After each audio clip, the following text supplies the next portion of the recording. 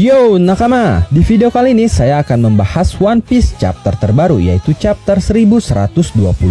Dalam chapter ini kita akhirnya mendapatkan informasi terkait nasib Gar. Lalu ada bajak laut rambut merah yang kembali muncul dan diakhiri dengan kejadian mengejutkan di mana Luffy, Nami, Zoro, Sanji, Usopp dan Chopper terpisah dari kapal utama Elbaf. Oke, tanpa lama-lama kita langsung masuk saja ke pembahasannya. Let's go.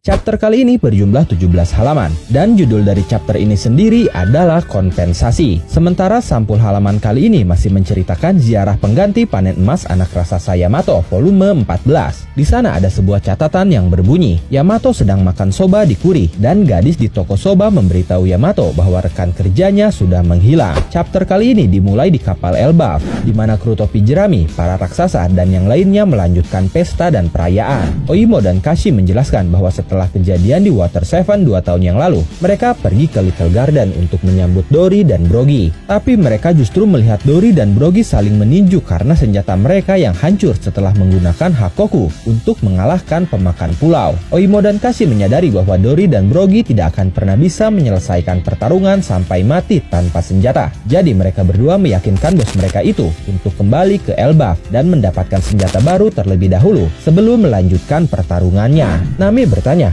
apakah mereka akan melanjutkan duelnya? Dory dan Brogy berkata, tentu saja. Nami berkata, aku tidak bisa mempercayainya. Lalu Usopp berkata, hei Nami, tidakkah kau belajar sesuatu dari Little Garden? Luffy berkata, beritahu dia Usopp. Sementara itu Sanji mengatakan bahwa alkohol yang mereka minum cukup kuat. Lalu salah satu raksasa mengatakan kepadanya bahwa itu adalah absin yang disebut peri hijau dan mereka harus berhati-hati karena alkohol jenis itu bahkan bisa menyebabkan halusinasi. Sedangkan Bonnie saat itu duduk di pangkuan Kuma dan kita akhirnya bisa melihat senyum tipis di wajah Kuma. Bonnie berkata, sekarang kita akhirnya bisa melihat cakrawala bersama ayah. Setelah itu beralih ke Pulau Galtar, yaitu pulau tempat Bartolomeo membakar bendera Sang 1 bulan lalu di cerita Sampul. Bartolomeo sendiri sudah dipukuli dan dikalahkan oleh bajak laut rambut merah. Dia sedang diikat dan berlutut di hadapan Shanks. Shanks mengatakan bahwa jika dia memaafkan Bartolomeo karena hal ini, kekuatan bendera bajak laut rambut merah akan jatuh. Lalu semua pulau dan teman-teman yang mengibarkan benderanya akan berada dalam bahaya. Bartolomeo pun meminta maaf kepada Shanks sambil menangis. Bartolomeo berkata, kau benar sekali, aku benar-benar minta maaf. Aku bahkan tidak memikirkan hal itu. Aku hanya terus maju dan melakukan sesuatu yang bodoh karena ketidaktahuanku. Setelah itu Hongo memberi Bartolomeo sebuah botol kecil. Hongo berkata, ini adalah racun yang sangat mematikan. Kau punya waktu 1 bulan untuk membuat Luffy si topi jerami meminumnya. Bartolomeo terkejut mendengarnya. Dia hanya bisa berkata, apa? Lalu Hongo berkata lagi, siapapun yang meminumnya akan mati karena rasa sakit yang luar biasa dengan darah yang menyembur keluar dari tubuhnya. Bosmu harus bertanggung jawab atas apa yang kau lakukan. Bajak laut klub Barto berkata, kejam sekali. Luffy dan senpai lainnya tidak ada hubungannya dengan ini. Lalu tiba-tiba Bartolomeo mengambil botol racun itu dengan mulutnya dan meminumnya sendiri. Bajak laut klub Barto berteriak, tidak bos, kau akan berlumuran darah dan mati. Bartolomeo hanya berkata, beginilah seharusnya. Shanks dan Beckman mengamati kejadian itu di samping Hongo. Sementara Bartolomeo berbicara sambil menangis. Bartolomeo berkata, Luffy senpai tidak memberi kita bendera atau cangkir persaudaraannya untuk kami sandang. Kamilah yang membawanya sendiri. Jadi ini tidak ada hubungannya dengan Luffy senpai. Aku tidak mau sedetik pun waktu berharga para senpai dibuang sia-sia untuk orang seperti kami. Ini hanya insiden lain dari bajingan yang dengan bodohnya menantang seorang Yonko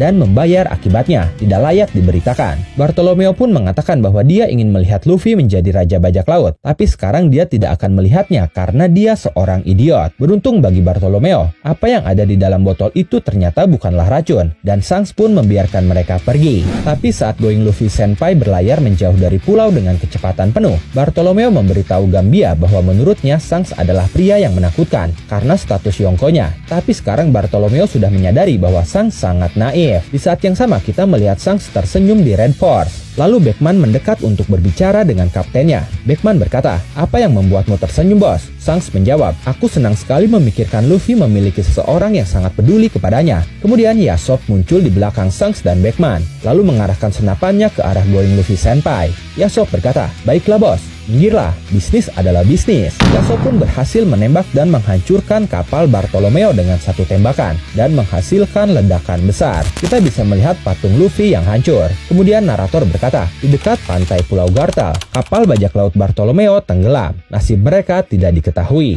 Beralih ke Hachinosu, Kurohige sudah kembali dan sekarang sedang dalam pertemuan dengan bawahannya. Para bajak laut di Hachinosu bersemangat dan siap untuk pergi mencari One Piece bersama Kurohige. Saat itu Pizarro mengendalikan tengkorak raksasa yang memiliki beberapa perban karena serangan Garp dan Koby. Sanjuan Wolf membantu rekonstruksi pulau. Dia mengembalikan bangunan ke lokasi semula, tapi pada saat yang sama dia justru menghancurkan lebih banyak bangunan karena ukuran tubuhnya. Kurohige sendiri sangat marah kepada Pizarro karena membiarkan Koby dan Moria melarikan diri. Padahal menurutnya Koby sangat penting untuk bernegosiasi dengan pemerintah dunia dan juga angkatan laut. Tapi di saat yang sama dia pun sangat senang karena Kuzan berhasil menangkap Garp. Kurohige tertawa sambil berkata, bukankah itu luar biasa? Pizarro berkata, lihat nilainya naik. Sementara Kuzan berkata, tepatnya aku bermaksud membunuhnya, tapi dia berhasil selamat. Kurohige berkata lagi, kerja bagus Kuzan. Aku tidak bisa memikirkan orang lain yang bisa menangkapnya. Kuzan berkata, ya butuh banyak tenaga untuk bisa mendekatinya.